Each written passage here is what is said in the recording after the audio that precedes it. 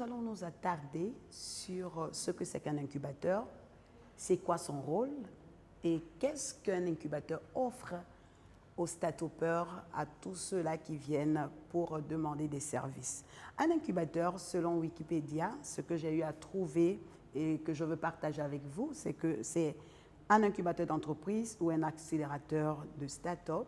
C'est une structure d'accompagnement, pas d'accompagnement de projet de création d'entreprise. Vous voyez, ce projet, donc déjà, on pense idée jusqu'à ce que ce projet-là voie le jour et puisse être autonome. Donc, l'incubateur peut apporter un appui en ce qui concerne l'hébergement, la formation, le conseil et le financement lors des premières étapes de la vie d'une entreprise. Donc, un incubateur a des locaux pour pouvoir permettre à ces jeunes pousses qui n'ont pas encore la capacité de se louer un bureau, de venir travailler chez eux.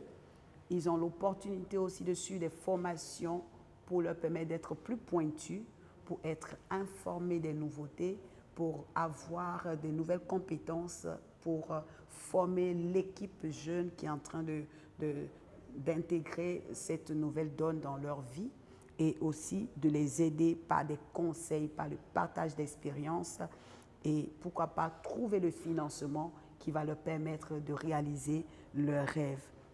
Donc, c'est très important de comprendre que l'incubateur, il y en a de différents modèles. Parfois, vous allez entendre parler de couveuses, vous allez entendre parler d'accélérateurs et tout ça, mais chacun a un rôle bien défini. Alors, les différents types d'incubateurs que nous pouvons trouver, déjà, on voit que les incubateurs peuvent être hébergés par différentes structures. Par le ministère de l'Enseignement supérieur et de la Recherche, donc des établissements, des ministères de l'Éducation créent des incubateurs pour des étudiants.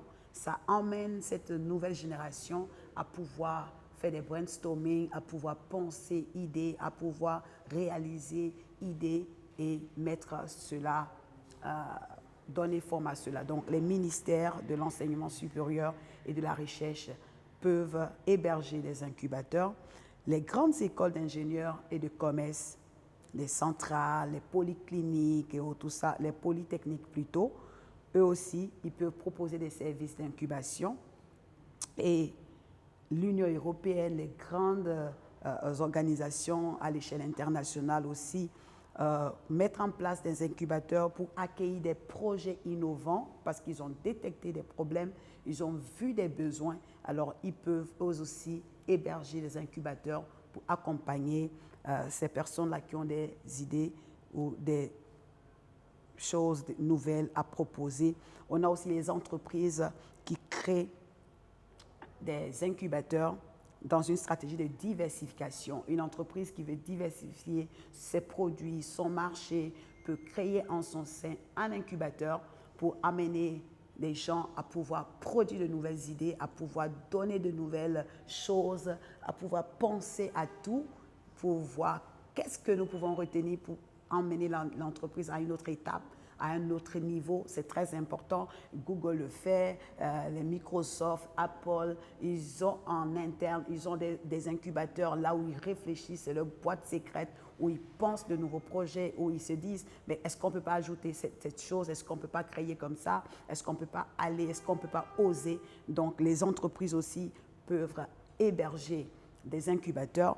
On a aussi les communautés, les collectivités locales comme les régions, les métropoles, ou les départements, eux aussi qui peuvent héberger des incubateurs. Nous avons vu ici à Douala 5e avec Manamfoning, paix à son âme, qui avait un partenariat comme ça avec l'Italie pour mettre en place un incubateur pour accueillir des jeunes.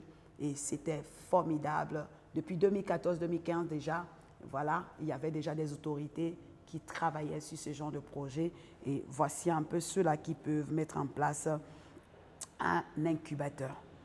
Donc, un incubateur doit apporter un cadre et un accompagnement poussé aux entrepreneurs, early stage, c'est-à-dire ceux qui démarrent, c'est-à-dire en phase d'idéation jusqu'à la première levée de fonds qu'on appelle le seed capital.